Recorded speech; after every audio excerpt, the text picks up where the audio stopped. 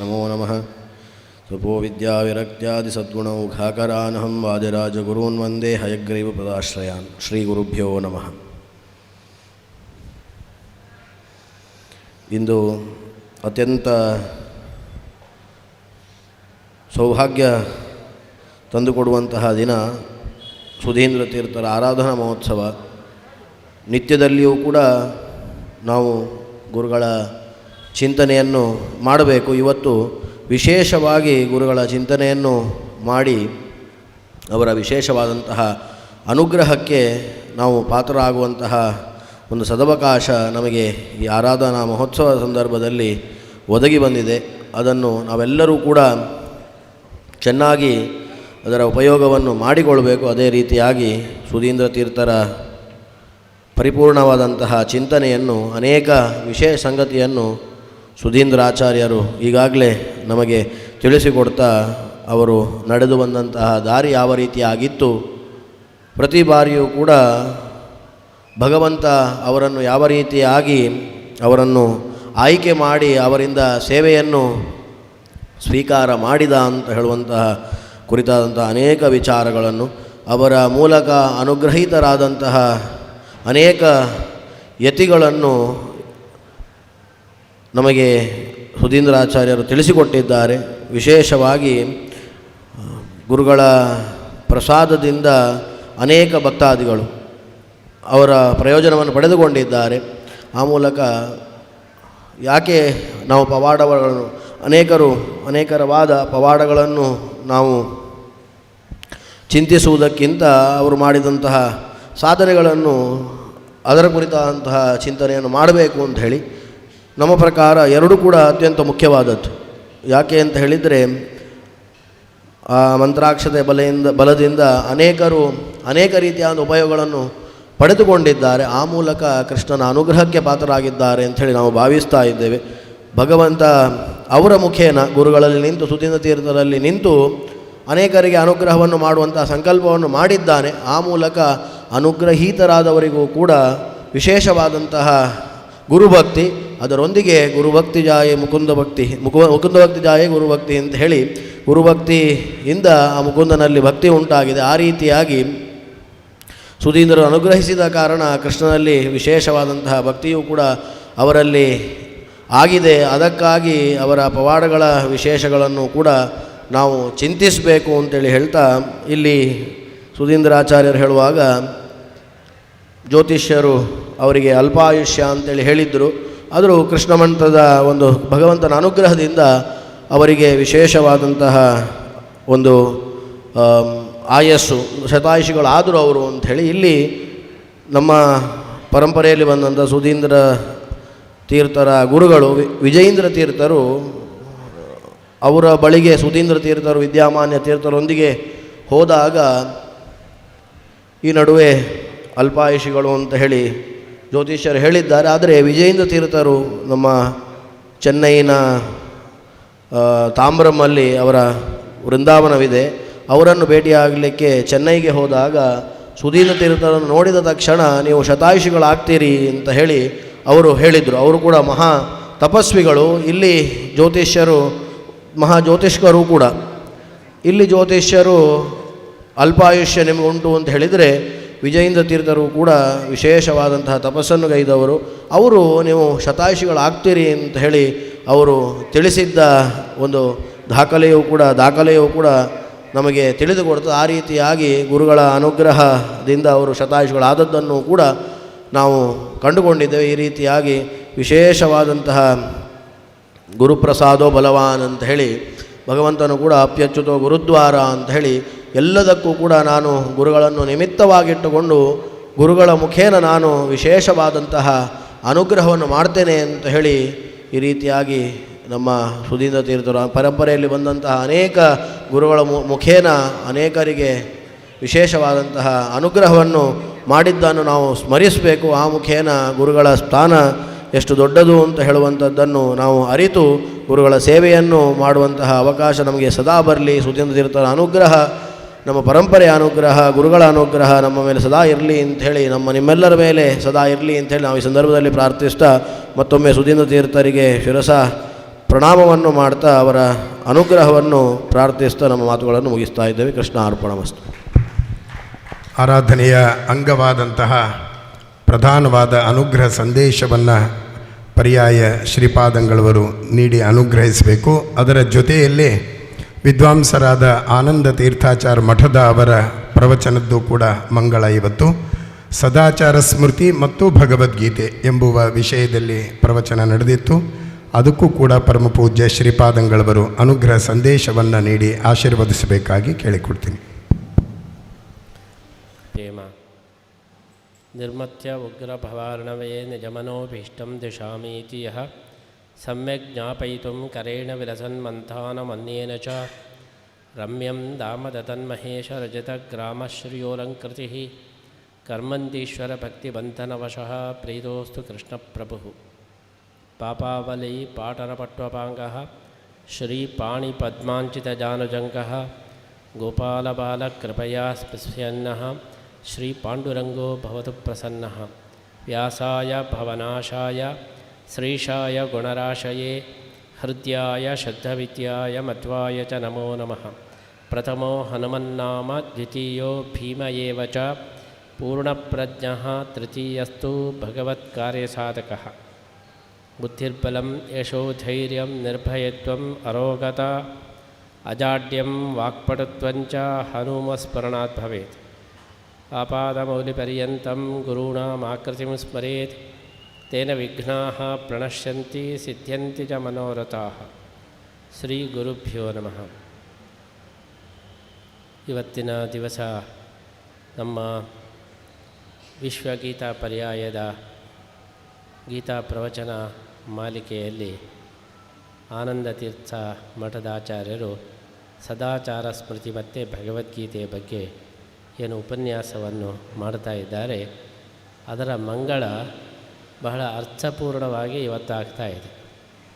ಸದಾಚಾರ ಸ್ಮೃತಿಗೆ ಒಳ್ಳೆಯ ಒಂದು ಉದಾಹರಣೆ ಅಂದರೆ ಶ್ರೀ ಸುಧೀಂದ್ರ ತೀರ್ಥರು.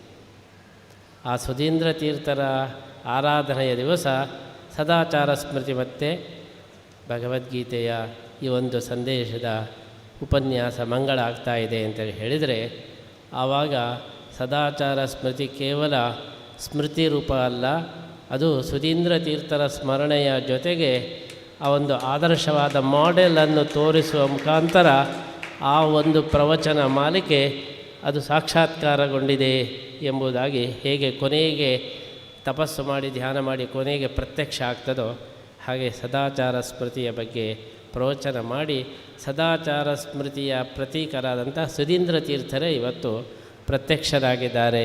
ಹಾಗಾಗಿ ಇದೊಂದು ಅತ್ಯಂತ ಅಪೂರ್ವವಾದಂತಹ ಒಂದು ಸಂಯೋಜನೆ ಅಂತ ಹೇಳಿ ನಾವು ಭಾವಿಸ್ತಾ, ಸುಧೀಂದ್ರ ತೀರ್ಥರು ಭಗವದ್ಗೀತೆಯ ಒಂದು ಆದರ್ಶವನ್ನು ಅವರು ಯಾವ ರೀತಿ ಪರಿಪಾಲನೆ ಮಾಡಿದರು ಎಂಬುದನ್ನು ಗುರುತಿಸಿದಾಗ ಈ ಗೀತಾ ಪ್ರವಚನ ಮಾಲಿಕೆಗೆ ಸುಧೀಂದ್ರ ತೀರ್ಥರು ಹೇಗೆ ಆದರ್ಶ ಮೂರ್ತಿಗಳಾಗ್ತಾರೆ ಎಂಬುದನ್ನು ನಾವು ಗುರುತಿಸಬಹುದು. ಕೃಷ್ಣ ಗೀತೆಯಲ್ಲಿ ಹೇಳಿದಂತಹ ನಿಸ್ಪೃಹ ಸರ್ವಕಾಮೇಭ್ಯ ಎಂಬುದಾಗಿ ಏನು ಸ್ಥಿತಪ್ರಜ್ಞನ ಎಲ್ಲ ಲಕ್ಷಣಗಳನ್ನು ಹೇಳಿದ್ದಾನೋ ಅದಕ್ಕೆಲ್ಲ ದೃಷ್ಟಾಂತ ಸುಧೀಂದ್ರ ತೀರ್ಥರು ಸ್ಥಿತಪ್ರಜ್ಞರು ಯಾವ ರೀತಿ ಇರಬೇಕು ಎಂಬುದಕ್ಕೆ ಕೃಷ್ಣ ಹೇಳಿದ್ದಕ್ಕೆ ಒಂದು ಒಳ್ಳೆಯ ಒಂದು ನಿದರ್ಶನ ರೂಪವಾಗಿ ಅವರು ನಮ್ಮ ಕಣ್ಣ ಮುಂದೆ ಇದ್ದಾರೆ ಎಂಬುದಾಗಿ ನಾವು ಭಾವಿಸಬಹುದು. ಯದೃಚ್ಛಯ ಚೋಪಪನ್ನಂ ಸ್ವರ್ಗದ್ವಾರಮಪಾಹೃತಂ ಸುಖಿನ ಕ್ಷತ್ರಿಯ ಪಾರ್ಥ ಲಭಂತೆ ಯುದ್ಧಮೀದೃಶಂ ಎಂಬಂತಹ ಈ ಕೃಷ್ಣನ ಒಂದು ಸಂದೇಶ ಏನಿದೆ ಅದು ಸುಧೀಂದ್ರ ತೀರ್ಥರು ಯಾವ ರೀತಿ ಅದನ್ನು ಅನುಷ್ಠಾನಕ್ಕೆ ತಂದರು ಎಂಬುದನ್ನು ನಾವು ಗುರುತಿಸ್ಬೋದು. ಯದೃಚ್ಛೆಯ ಚೋಪಪನ್ನ, ನಮಗೆ ಯಾವುದು ಭಗವಂತನ ಇಚ್ಛೆಯಿಂದ ಅವಕಾಶಗಳು ಬರ್ತದೆ ಅದನ್ನು ನಾವು ಸ್ವೀಕಾರ ಮಾಡಬೇಕು. ಸುಧೀಂದ್ರ ತೀರ್ಥರು ಸ್ವಾಮಿಗಳಾಗಬೇಕು ಅಂತ ಹೇಳಿ ಯಾವುದೇ ಪ್ಲ್ಯಾನು ಅಥವಾ ವಿಷನು ಇಟ್ಟುಕೊಂಡು ಬಂದವರಲ್ಲ. ಅವರಿಗೆ ಯದೃಚ್ಛೆಯ ಶ್ರೀಕೃಷ್ಣನ ಇಚ್ಛೆಯಿಂದ ಅವಕಾಶ ಬಂತು, ಅದನ್ನು ಅವರು ಸ್ವೀಕಾರ ಮಾಡಿದರು. ಆದ್ದರಿಂದ ಕೃಷ್ಣ ಹೇಳ್ತಕ್ಕಂತಹ ಒಂದು ಸಂದೇಶ, ತಾನೇ ಎಲ್ಲ ಅವಕಾಶವನ್ನು ಕೊಡ್ತೇನೆ, ಆದರೆ ನೀವು ಅದನ್ನು ಉಪಯೋಗಿಸೋದು ನಿಮ್ಮ ಕರ್ತವ್ಯ. ಭಗವಂತ ಪ್ರತಿಯೊಬ್ಬರಿಗೂ ಕೂಡ ಒಳ್ಳೆಯ ಅವಕಾಶವನ್ನು ಅವರ ಯೋಗ್ಯತೆಗೆ ಸರಿಯಾದಂಥ ಅವಕಾಶವನ್ನು ಕೊಡ್ತಾನೆ. ಆದರೆ ತಪ್ಪು ಯಾರ್ದಂದರೆ ನಾವು ಅದನ್ನು ಸ್ವೀಕಾರ ಮಾಡಲಿಕ್ಕೆ ನಾವು ಸಿದ್ಧರಿರುವುದಿಲ್ಲ. ಹಾಗಾಗಿ ನಮ್ಮ ಉನ್ನತಿ ಕಡಿಮೆಯಾಗ್ತದೆ. ಯಾವಾಗ ಭಗವಂತ ಅವಕಾಶ ಕೊಡ್ತಾನೋ ಅದನ್ನು ಯಾರು ಹೋಗಿ ತಕ್ಷಣ ಗ್ರ್ಯಾಬು ಮಾಡಿಬಿಡ್ತಾರೋ ಅವರಿಗೆ ಸ್ವರ್ಗದ್ವಾರ ಅಪಾವೃತಂ, ಅವರಿಗೆ ಇಡೀ ಸ್ವರ್ಗದ ಬಾಗಿಲು ತೆರೆದಿರುತ್ತೆ. ಹಾಗೆಯೇ ಯಾವುದೇ ಒಂದು ನಿರೀಕ್ಷೆ ಇಲ್ಲದೆ ಸುಧೀಂದ್ರ ತೀರ್ಥರಿಗೆ ಕೃಷ್ಣನ ಪೂಜೆ ಮಾಡತಕ್ಕಂತಹ ಒಂದು ಅವಕಾಶ ಏನು ಬಂತು ಅದನ್ನು ಅವರು ಉಪಯೋಗಿಸಿಕೊಂಡರು. ಆದ್ದರಿಂದ ನಾವು ಯಾವಾಗಲೂ ನಮ್ಮ ಕರ್ತವ್ಯವನ್ನು ನಾವು ಮಾಡ್ತಾ ಇರಬೇಕು. ಅವಕಾಶಗಳನ್ನು ಕೊಡುವುದು ದೇವರ ಕೆಲಸ. ಕರ್ಮಣ್ಯೇವಾಧಿಕಾರಸ್ಥೆ ಮಾ ಫಲೇಶು ಕದಾಚನ. ನಮ್ಮ ಕರ್ತವ್ಯಗಳನ್ನು ನಾವು ಮಾಡ್ತಾ ಇರಬೇಕು. ಅದಕ್ಕೆ ಸರಿಯಾದಂಥ ಫಲ ಅದು ದೇವರು ನಿಶ್ಚಯ ಮಾಡ್ತಾರೆ. ನಾವು ಅದರ ಬಗ್ಗೆ ಏನೂ ಚಿಂತೆ ಮಾಡಬಾರದು ಎಂಬುದಕ್ಕೆ ಸುಧೀಂದ್ರ ತೀರ್ಥರು ಅವರು ಒಳ್ಳೆಯ ಭಕ್ತಿಯಿಂದ ರಾತ್ರಿ ಹೊತ್ತು ಮಲಗುವಾಗಲೂ ತನ್ನ ಮಲಗುವಿಕೆಯನ್ನೇ ದೇವರ ನಮಸ್ಕಾರ ಅಂತ ತಿಳ್ಕೊಂಡು, ಹಿರಿಯ ದಾಸರುಗಳು ನಾವು ಓಡಾಡುವುದೇ ಪ್ರದಕ್ಷಿಣೆ, ಮಲಗುವುದೇ ನಮಸ್ಕಾರ, ಸುಲಭ ಪೂಜೆಯ ಮಾಡಿ ಎಂಬುದಾಗಿ ಏನು ದಾಸರು ಹೇಳಿದ್ದಾರೆ. ಹಾಗೆ ಸುಧೀಂದ್ರ ತೀರ್ಥರು ತನ್ನ ಮಲಗುವಿಕೆಯನ್ನೇ ನಮಸ್ಕಾರ ಅಂತ ಹೇಳಿ ಅವರು ಕೈ ಮುಗಿದು ಮಲಗಿಕೊಂಡಿದ್ದರು. ಅಂತಹ ಒಂದು ಸಾಧನೆಯನ್ನು ಮಾಡ್ತಾ ಇದ್ದಾಗ ಅದು ಫಲಿಸಲಿಕ್ಕೆ ಶುರುವಾಯಿತು. ಆ ಫಲದ ರೂಪದಲ್ಲಿ ಕೃಷ್ಣನ ಒಂದು ಆರಾಧನೆ ಮಾಡತಕ್ಕಂತಹ ಅವಕಾಶ ತಾನಾಗಿ ಅವರಿಗೆ ಬಂತು. ಹೀಗೆ ಭಗವದ್ಗೀತೆಯ ಏನೇನು ಸಂದೇಶಗಳಿವೆ, ಸ್ಥಿತಪ್ರಜ್ಞನ ಸಂದೇಶ, ಕೃಷ್ಣನ ಎಲ್ಲ ಸಂದೇಶಗಳಿಗೆ ನಿದರ್ಶನ ರೂಪವಾಗಿ ನಾವು ಸುಧೀಂದ್ರ ತೀರ್ಥರನ್ನು ನಾವು ನೋಡಬಹುದಾಗಿದೆ. ಅವರ ಸಮಗ್ರ ಚರಿತ್ರೆ ಅದು ಒಂದು ಯೋಗಿಯ ಚರಿತ್ರೆ, ಭಗವದ್ಗೀತೆಯ ಸಾಧಕನ ಚರಿತ್ರೆಯಾಗಿ ನಮಗೆ ಕಾಣುತ್ತದೆ. ಗೀತೆಯಲ್ಲಿ ಹೇಳಿದಂತಹ ಕೃಷ್ಣನ ಒಂದು ಸಂದೇಶಗಳು ಏನಿದೆ ಅದನ್ನು ಪ್ರಾಕ್ಟಿಕಲ್ ಆಗಿ ತೋರಿಸಿದ್ದು ಅದು ಸುಧೀಂದ್ರ ತೀರ್ಥರು ಎಂಬುದಾಗಿ ನಾವು ಗುರುತಿಸಿದಾಗ ಗೀತೆಯನ್ನು ಸರಿಯಾಗಿ ಅರ್ಥ ಮಾಡಿಕೊಳ್ಳಿಕ್ಕೆ ಸುಧೀಂದ್ರ ತೀರ್ಥರನ್ನು ನಾವು ನೋಡಬೇಕು ಅಂಥೇಳಿ ಅನ್ನಿಸ್ತದೆ. ಅವರ ಪರಿಶುದ್ಧವಾದಂತಹ ಭಕ್ತಿ, ನಿರ್ಮಲವಾದಂತಹ ಭಕ್ತಿ, ಪರಿಶುದ್ಧವಾದಂತಹ ಒಂದು ಮನಸ್ಸು, ಇದು ಅವರ ದೊಡ್ಡ ಸಾಧನೆ. ಭಗವಂತನ ನಾಮದಲ್ಲಿ ಯಾವತ್ತು ಎಷ್ಟು ಶಕ್ತಿ ಇದೆ ಅಷ್ಟು ಪಾಪ ಮಾಡಲಿಕ್ಕೆ ಯಾರಿಂದಲೂ ಸಾಧ್ಯ ಇಲ್ಲ. ಅದನ್ನು ಭಗವಂತನ ನಾಮದಲ್ಲಿ ಪಾಪವನ್ನು ಪರಿಹಾರ ಮಾಡುವ ಎಷ್ಟು ಶಕ್ತಿ ಇದೆ ಅಷ್ಟು ಪಾಪವನ್ನು ಮಾಡಲಿಕ್ಕೆ ಯಾರಿಂದಲೂ ಸಾಧ್ಯ ಇಲ್ಲ, ಅಷ್ಟು ಶಕ್ತಿ ಇದೆ. ಅದನ್ನು ತೋರಿಸಿಕೊಟ್ಟವರು ಸುಧೀಂದ್ರ ತೀರ್ಥರು. ಕೇವಲ ನಾಮಸ್ಮರಣೆಯಿಂದ ಭಗವಂತನ ಒಂದು ವಿಶೇಷ ಅನುಗ್ರಹವನ್ನು ಮಾಡಿದ್ದಾರೆ. ಕೃಷ್ಣ ಮಂತ್ರ ಜಪದಿಂದ ಸಿದ್ಧಿಯನ್ನು ಪಡೆದುಕೊಂಡಿದ್ದಾರೆ. ಕೃಷ್ಣನ ಒಂದು ಪ್ರತಿಷ್ಠೆಯನ್ನು ಮಾಡುವಾಗ ಪಂಡಿತಾಚಾರ್ಯ ಹೇಳ್ತಾರೆ, ನನ್ವನನ್ಯ ಶರಣಾತ್ಮನಾಂ ಸತಾಂ ಸಿದ್ಧಿ ವಿಘ್ನ ಮುಖ ದೋಷ ಭೇಷಜಂ ಅಂತ ಹೇಳಿ ಸುಧೀಂದ್ರ ತೀರ್ಥರಲ್ಲಿ ಇದನ್ನು ನಾವು ನೋಡಬಹುದು. ಸುಧೀಂದ್ರ ತೀರ್ಥರಿಗೆ ಏನು ಸಿದ್ಧಿಯಾಗಿದೆ ಅದಕ್ಕೆ ಕೃಷ್ಣನ ಈ ಅನುಗ್ರಹವೇ ಕಾರಣ. ಉಡುಪಿಯಲ್ಲಿ ಕೃಷ್ಣನ ಪ್ರತಿಷ್ಠೆ ಮಾಡಿದ್ರಿಂದ ಸಾಧಕರಾದಂತಹ ಸುಧೀಂದ್ರ ತೀರ್ಥರಿಗೆ ಸಿದ್ಧಿಯಾಗಲಿಕ್ಕೆ ಸಾಧ್ಯವಾಯಿತು. ಹಾಗಾಗಿ ಸಾಧಕರ ಸಿದ್ಧಿಗೋಸ್ಕರ ಆಚಾರ್ಯರು ಕೃಷ್ಣನನ್ನು ಪ್ರತಿಷ್ಠೆ ಮಾಡಿದರು ಎಂಬ ಪಂಡಿತಾಚಾರ್ಯರ ಮಾತಿಗೆ ಒಳ್ಳೆಯ ನಿದರ್ಶನ ಶ್ರೀ ಸುಧೀಂದ್ರ ತೀರ್ಥರು ಅಂತ ಹೇಳಿ ನಾವು ಗುರುತಿಸಬಹುದು. ಋಷ್ಯಶೃಂಗರ ಹಾಗೆ ದೊಡ್ಡ ತಪಸ್ವಿಗಳಾಗಿ ಅವರು ಮೆರೆದರು. ಒಂದು ರೀತಿಯಲ್ಲಿ ಋಷ್ಯಶೃಂಗರದ್ದೇ ಮತ್ತೊಂದು ಪ್ರತಿರೂಪ ಅಂತ ಹೇಳಬಹುದು. ಋಷ್ಯಶೃಂಗರಲ್ಲಿ ನಾವು ಏನೇನು ಕಥೆಗಳನ್ನು ಕೇಳ್ತೇವೆ ಅದಕ್ಕೆ ಸಮಾನವಾದ ಕಥೆಗಳನ್ನು ಸುಧೀಂದ್ರ ತೀರ್ಥರಲ್ಲಿ ಕೂಡ ನಾವು ಕಾಣಬಹುದು.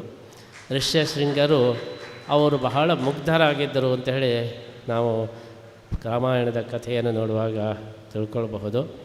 ಋಷ್ಯಶೃಂಗರನ್ನು ದಶರಥ ತಾನು ಪುತ್ರಕಾಮೇಷ್ಟಿ ಯಾಗಕ್ಕೆ ಕರೆತರಬೇಕು ಅಂತ ಹೇಳಿ ಯೋಜನೆ ಮಾಡಿದಾಗ ಅವರನ್ನು ಕರೆತರುವುದು ಹೇಗೆ ಎಂಬ ದೊಡ್ಡ ಸಮಸ್ಯೆ ಬಂದಾಗ, ಯಾಕೆಂದರೆ ಅವರು ಕೇವಲ ತಪಸ್ಸಿನಲ್ಲೇ ಇದ್ದವರು, ಅವರು ಈ ಲೋಕದ ಯಾವುದೇ ಒಂದು ವಿಚಾರಕ್ಕೆ ಅವರು ಬಂದವರಲ್ಲ. ಅಂಥವರನ್ನು ಇಲ್ಲಿಗೆ ಅಯೋಧ್ಯ ನಗರಕ್ಕೆ ಹೇಗೆ ಕರೆಸೋದು ಅಂತೇಳಿ ಹೇಳಿದಾಗ ಆವಾಗ ನರ್ತಕಿಯರನ್ನು ಕಳಿಸಿ ಲಡ್ಡುಗಳನ್ನೆಲ್ಲ ಕಳಿಸಿ ಅವರನ್ನು ಒಲಿಸಿಕೊಂಡು ಇಲ್ಲಿಗೆ ಬರುವ ಹಾಗೆ ಮಾಡಬೇಕು ಅಂತ ಕಳಿಸಿದಾಗ ಋಷ್ಯಶೃಂಗರು ಆ ನರ್ತಕಿಯರನ್ನು ನೋಡಿ ಹೆದರಿ ಓಡಿ ಹೋದರಂತೆ. ನಮ್ಮ ಕಾಡಿಗೆ ಒಂದು ಹೊಸ ಪ್ರಾಣಿ ಬಂದಿದೆ, ನಾನು ನೋಡಲೇ ಇಲ್ಲ ಇಂಥ ಪ್ರಾಣಿ. ಅವರು ಎಷ್ಟು ಮುಗ್ಧರು ಅಂದರೆ ಜಗತ್ತಿನಲ್ಲಿ ಹೆಂಗಸರು ಇದ್ದಾರೆ ಎಂಬುದೇ ಅವ್ರಿಗೆ ಗೊತ್ತಿಲ್ಲ. ಬಹುಶಃ ಬಾಲ್ಯದಲ್ಲೇ ತಾಯಿ ಹೋಗಿರಬೇಕು. ಮತ್ತು ಯಾವ ಹೆಂಗಸರನ್ನು ನೋಡಲೇ ಇಲ್ಲ, ಬರೀ ಆಶ್ರಮದಲ್ಲಿ ಗಂಡಸರು ಮಾತ್ರ. ಯಾವಾಗ ನರ್ತಕಿಯರೆಂಬಂಥ ಹೊಸ ಪ್ರಾಣಿ ಬಂತೋ ಅವ್ರು ಕಂಗಾಲಾಗಿ ಓಡಿಬಿಡ್ತಾರೆ. ಆದರೂ ಕುತೂಹಲದಿಂದ ನರ್ತಕಿಯರು ಬರ್ತಾರೆ, ಡ್ಯಾನ್ಸ್ ಮಾಡ್ತಾ ಬರ್ತಾರೆ, ಲಡ್ಡುಗಳನ್ನು ಕೊಡ್ತಾರೆ.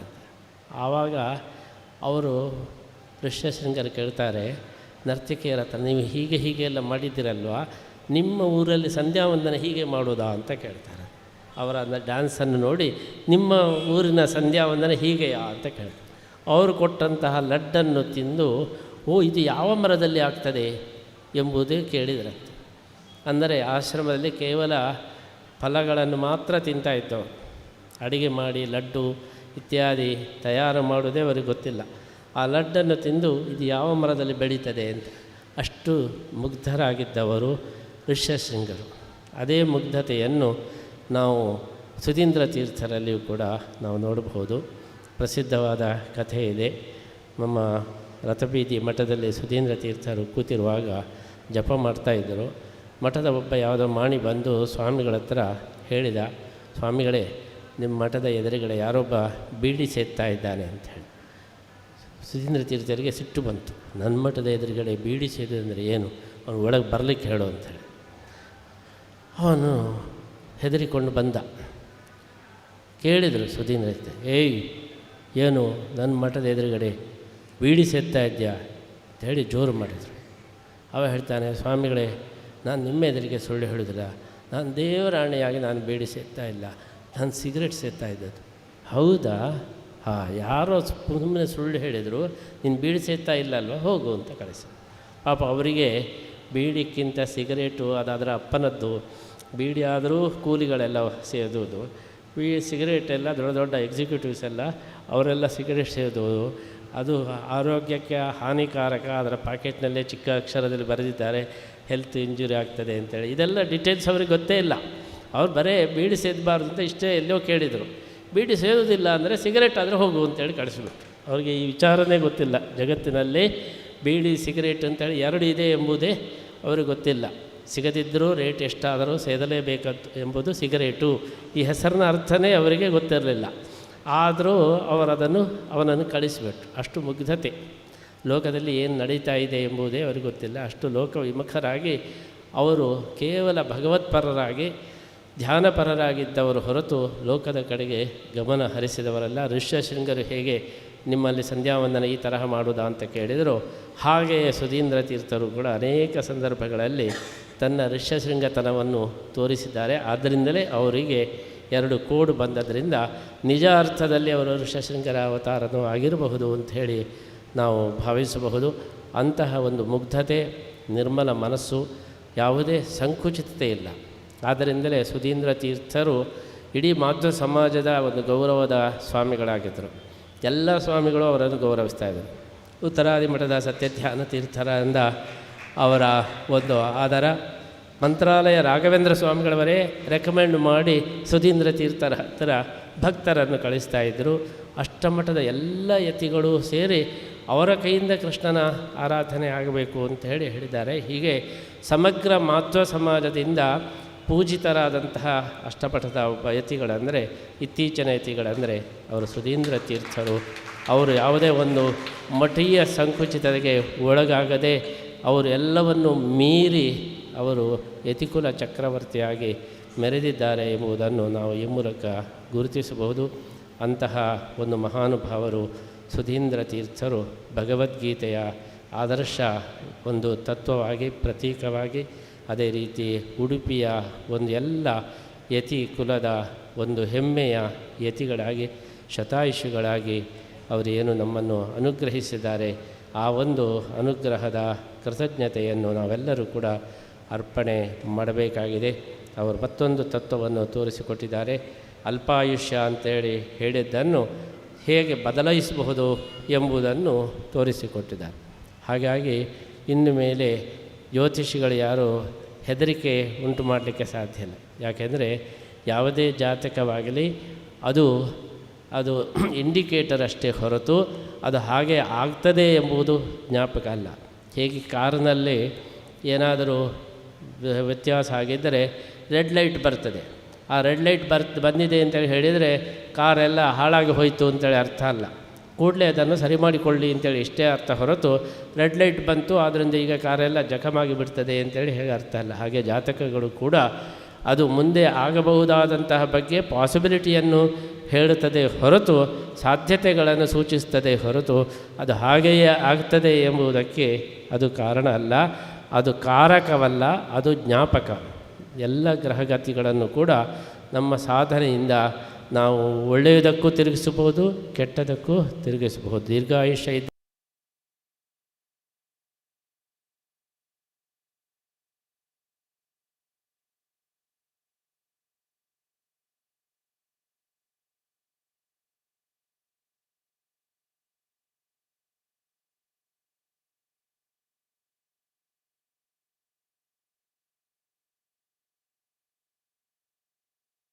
ಒಂದು ಸ್ಫೂರ್ತಿಯನ್ನು, ಒಂದು ಪ್ರೇರಣೆಯನ್ನು ಕೊಟ್ಟಂತಹ ಯತಿಗಳು ನಮ್ಮ ಪರಮಗುರುಗಳಾದಂತಹ ಶ್ರೀ ಸುಧೀಂದ್ರ ತೀರ್ಥರು ಆಗಿದ್ದಾರೆ. ಅಂತಹ ಸುಧೀಂದ್ರ ತೀರ್ಥರ ಸ್ಮರಣೆ ಅದು ಅತ್ಯಂತ ಒಂದು ಪುಣ್ಯದಾಯಕ, ಶ್ರೇಯಸ್ಕರ ಅಂತಹ ಒಂದು ಸ್ಮರಣೆಯನ್ನು ನಾವು ಇವತ್ತು ಮಾಡ್ತಾ ಇದ್ದೇವೆ. ಸುಧೀಂದ್ರ ತೀರ್ಥರು ಅಷ್ಟಮಠಗಳಲ್ಲಿಯೂ ಕೂಡ ಅದಮಾರು ಮಠಕ್ಕೆ, ಅದೇ ರೀತಿ ಕೃಷ್ಣಾಪುರ ಮಠಕ್ಕೆ ಎಲ್ಲ ಯತಿಗಳಿಗೂ ಕೂಡ ಅತ್ಯಂತ ಆಪ್ತರಾಗಿದ್ದು ಪೂಜ್ಯರಾಗಿದ್ದಾರೆ. ನಮ್ಮ ವಿದ್ಯಾಗುರುಗಳಾದಂತಹ ಶ್ರೀ ವಿದ್ಯಾಮಾನ್ಯ ತೀರ್ಥರಿಗೂ ಕೂಡ ಸುಧೀಂದ್ರ ತೀರ್ಥರಂದರೆ ಬಹಳ ಒಂದು ಗೌರವವಿತ್ತು. ನಮ್ಮ ಮೇಲೆ ವಿದ್ಯಾಮಾನ್ಯ ತೀರ್ಥರಿಗೆ ಬಹಳ ಪ್ರೀತಿ. ನನಗೆ ಒಮ್ಮೆ ಕುತೂಹಲ ತಡೀಲಿಕ್ಕಾಗಲಿ, ಯಾವಾಗಲೂ ಕೂಡ ಎಲ್ಲರ ಎದುರಿನಲ್ಲಿ ನನ್ನನ್ನು ಎತ್ತಿ ಕಟ್ತಾಯಿದ್ರು. ಅನೇಕ ಸಲ ನನ್ನ ಶಿಷ್ಯ ಸುಗುಣೇಂದ್ರ ತೀರ್ಥರ ಹತ್ರ ನೀವು ವಾದ ಮಾಡಿ ಎಂಬುದಾಗಿ ಅವರು ಪಂಡಿತರ ನನ್ನ ಕಡೆಗೆ ಕಳಿಸ್ತಾಯಿದ್ರು. ಈ ರೀತಿ ವಿಶೇಷವಾದ ಪ್ರೀತಿಯನ್ನು ತೋರಿಸ್ತಾ ಇರುವಾಗ ನಾನು ಒಂದು ದಿವಸ ಕೇಳಿಯೇ ಬಿಟ್ಟೆ ವಿದ್ಯಾಮಾನ್ಯ ತೀರ್ಥರ ಹತ್ರ, ನನ್ನ ಮೇಲೆ ಯಾಕೆ ಇಷ್ಟು ಪ್ರೀತಿ, ಏನು ನಾನೇನು ಸ್ಪೆಷಲ್ ಅಲ್ಲ ಏನು ಅಂತ. ಅದಕ್ಕೆ ವಿದ್ಯಾಮಾನ್ಯರು ಹೇಳಿದರು, ನಿಮ್ಮ ಮೇಲೆ ನನಗೆ ವಿಶೇಷ ಪ್ರೀತಿ ಅಲ್ಲ, ನೀವು ಸುಧೀಂದ್ರ ತೀರ್ಥರ ಪ್ರಶಿಷ್ಯರು ಎಂಬ ಕಾರಣಕ್ಕೆ ನಿಮ್ಮ ಮೇಲೆ ಪ್ರೀತಿ ನನಗೆ ಹೇಳಬೇಕು. ಅಂದರೆ ಸುಧೀಂದ್ರ ತೀರ್ಥರ ಮೇಲೆ ಅಷ್ಟು ಅವರಿಗೆ ಒಂದು ಭಕ್ತಿ ಇತ್ತು. ಅವರ ಕೃಷ್ಣ ಮಂತ್ರ ಉಪದೇಶದಿಂದಾಗಿ ನನಗೆ ಕೃಷ್ಣನ ಪೂಜೆಯ ಸೌಭಾಗ್ಯ ಬಂದಿದೆ. ಅವರ ಪೀಠದಲ್ಲಿ ನೀವು ಬಂದಿದ್ದೀರಿ, ಅವರ ಪುಳ್ಳಿಯಾಗಿದ್ದೀರಿ, ಅವರ ಪ್ರಶಿಷ್ಯರಾಗಿದ್ದೀರಿ, ಅದಕ್ಕೆ ನಿಮ್ಮ ಮೇಲೆ ಪ್ರೀತಿ ಹೊರತು ನಿಮ್ಮಲ್ಲಿ ಏನು ವೈಶಿಷ್ಟ್ಯ ಇಲ್ಲ ಅಂತೇಳಿ ಹೇಳಿಬಿಟ್ರು.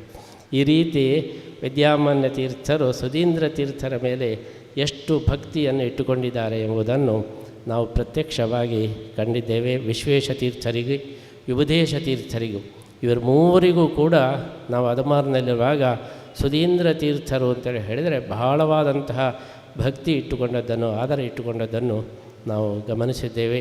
ಹಾಗಾಗಿ ಅದಮಾರು ಶ್ರೀಗಳವರು ತಮ್ಮ ಪರ್ಯಾಯ ಕಾಲದಲ್ಲಿ ಪುತ್ತಿಗೆ ಮಠದ ಸ್ವಾಮಿಗಳ ಶತಮಾನೋತ್ಸವವನ್ನು ಮಾಡಿದ್ದಾರೆ. ಸಾಮಾನ್ಯವಾಗಿ ಒಂದು ಮಠದ ಸ್ವಾಮಿಗಳು ಇನ್ನೊಂದು ಮಠದ ಸ್ವಾಮಿಗಳನ್ನು ಎತ್ತಿ ಕಟ್ಟುವುದೇ ಇಲ್ಲ.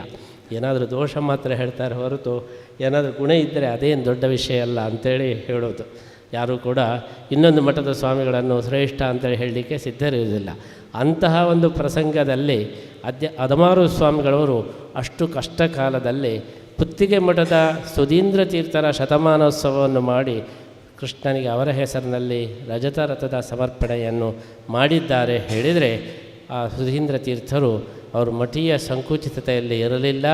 ಎಲ್ಲ ಸಂಕುಚಿತತೆಯನ್ನು ಮೀರಿ ಸರ್ವಮಾನ್ಯರಾಗಿ ಸರ್ವರಿಂದ ಪೂಜ್ಯರಾಗಿ ಅವರೆಲ್ಲರ ಗೌರವಕ್ಕೆ ಪಾತ್ರರಾಗಿದ್ದರು ಎಂಬುದನ್ನು ನಾವು ಗುರುತಿಸಬಹುದು. ಅದೇ ಕಾರಣದಿಂದ 8 ಮಠದ ಸ್ವಾಮಿಗಳು ಸಂದೇಶವನ್ನು ಕೊಟ್ಟಂತಹ ಒಂದು ಸುಧೀಂದ್ರ ತೀರ್ಥರ ಒಂದು ಚರಿತ್ರೆಯ ಪುಸ್ತಕವನ್ನು ನಾವು ನಮ್ಮ 2ನೇ ಪರ್ಯಾಯ ಕಾಲದಲ್ಲಿ ನಾವು ಬಿಡುಗಡೆ ಮಾಡಿದ್ದೇವೆ. ಇದೀಗ ಎಲ್ಲ ಅದರ ಪ್ರತಿಗಳು ಖಾಲಿಯಾಗಿವೆ. ಪುನಃ ಅದರ ಮುದ್ರಣವನ್ನು ಹಾಕಿಸಬೇಕು. ಸುಧೀಂದ್ರ ಆಚಾರ್ಯರ ಮುಖಾಂತರ ಎಲ್ಲ ಗುರು ಪರಂಪರೆಯ ಮಾಹಿತಿಯ ಜೊತೆಗೆ ಸುಧೀಂದ್ರ ತೀರ್ಥರಿಗೆ ಬಗ್ಗೆ 8 ಜನ ಯತಿಗಳು ಬರೆದಂತಹ ಒಂದು ಪುಸ್ತಕವನ್ನು ಪುನರ್ಮುದ್ರಣ ಮಾಡಬೇಕು ಎಂಬಂತಹ ಸಂಕಲ್ಪವನ್ನು ಕೂಡ ಈ ಸಂದರ್ಭದಲ್ಲಿ ನಾವು ಇಟ್ಟುಕೊಂಡಿದ್ದೇವೆ. ಸುಧೀಂದ್ರ ತೀರ್ಥರ ನೆನಪಿಗಾಗಿ ಕಿನ್ನಿ ಮೂಲ್ಕಿಯಲ್ಲಿ ಸುಧೀಂದ್ರ ಮಂಟಪ ಎಂಬುದಾಗಿ ಮಹಾದ್ವಾರವನ್ನು ಕೂಡ ನಾವು ನಮ್ಮ 2ನೇ ಪರ್ಯಾಯ ಕಾಲದಲ್ಲಿ ನಾವು ನಿರ್ಮಾಣ ಮಾಡಿದ್ದು ಪುತ್ತಿಗೆ ಮಠದ ಒಂದು ಮೇರು ಯತಿಗಳು ಶ್ರೀ ಸುಧೀಂದ್ರ ತೀರ್ಥರು. ನಮ್ಮ ಮಠದಲ್ಲಿ ಶತಾಯುಷ್ಯಗಳ ಒಂದು ವಿಶೇಷ ಪರಂಪರೆ ಏನು ಬಂದಿದೆ. ಮಹಾ ತಪಸ್ವಿಗಳು ಭುವನೇಂದ್ರ ತೀರ್ಥರು, ಅದೇ ರೀತಿ ವಿಜಯೇಂದ್ರ ತೀರ್ಥರು, ಅದೇ ರೀತಿ ಶ್ರೀ ಸುಧೀಂದ್ರ ತೀರ್ಥರು, ರಾಘವೇಂದ್ರ ತೀರ್ಥರು, ಹೀಗೆ ಪುತ್ತಿಗೆ ಮಠದ ಪರಂಪರೆಯನ್ನು ಶ್ರೇಷ್ಠ ಯತಿಗಳು ಏನು ಅನುಗ್ರಹ ಮಾಡಿದ್ದಾರೆ. ಅವರ ಅನುಗ್ರಹ ನಮ್ಮ ಮೇಲೆ ನಿರಂತರ ಇರಲಿ ಎಂಬುದಾಗಿ ನಾವು ಹಾರೈಸ್ತಾ ಇದ್ದೇವೆ.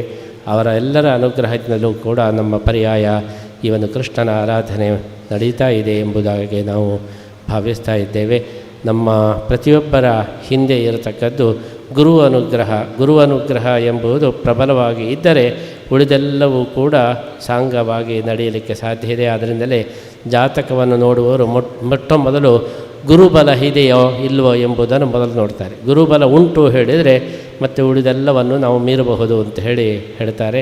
ಹಾಗಾಗಿ ಗುರು ಪರಂಪರೆಯ ಒಂದು ವಿಶೇಷ ಅನುಗ್ರಹದಿಂದ ನಮ್ಮ ಎಲ್ಲ ಪರ್ಯಾಯದ ಕಾರ್ಯಕ್ರಮಗಳು ನಡೀತಾ ಇದೆ ಎಂಬುದಾಗಿ ನಾವು ದೃಢವಾಗಿ ನಂಬಿದ್ದೇವೆ. ಅಂತಹ ಗುರುಗಳ ಅನುಗ್ರಹ, ಗುರು ಪರಂಪರೆಯ ಅನುಗ್ರಹ, ಶತಾಯುಷಿಗಳಾದಂತಹ ಶ್ರೀ ಸುಧೀಂದ್ರ ತೀರ್ಥರ ಅನುಗ್ರಹ ಅದು ನಮ್ಮ ಮೇಲೆ, ಶ್ರೀ ಸುಶ್ರೀಂದ್ರ ತೀರ್ಥರ ಮೇಲೆ, ನಮ್ಮೆಲ್ಲ ಭಕ್ತರ ಮೇಲೆ ನಿರಂತರ ಇರಲಿ ಅಂತ ಹೇಳಿ ನಾವು ಹಾರೈಸ್ತಾ ಪ್ರಾರ್ಥಿಸುತ್ತಾ ಅವರ ಆದರ್ಶ ಇವತ್ತು ಮಾಧ್ವ ಪರಂಪರೆಯಲ್ಲಿ, ಮಾಧ್ವ ಸಮಾಜದಲ್ಲಿ, ಮಾಧ್ವ ಯತಿಗಳಲ್ಲಿ ಸುಧೀಂದ್ರ ತೀರ್ಥರ ಇಂತಹ ಒಂದು ಆದರ್ಶ ಅದು ಎಲ್ಲ ಯತಿಗಳಿಗೂ ಕೂಡ ಆದರ್ಶವಾಗಲಿ, ಒಳ್ಳೆಯ ಪ್ರೇರಣೆಯನ್ನು ನೀಡಲಿ ಅಂತ ಹೇಳಿ ಹಾರೈಸ್ತಾ ನಮ್ಮ ಮಾತನ್ನು ಮುಗಿಸ್ತಾ ಸುಧೀಂದ್ರ ತೀರ್ಥರ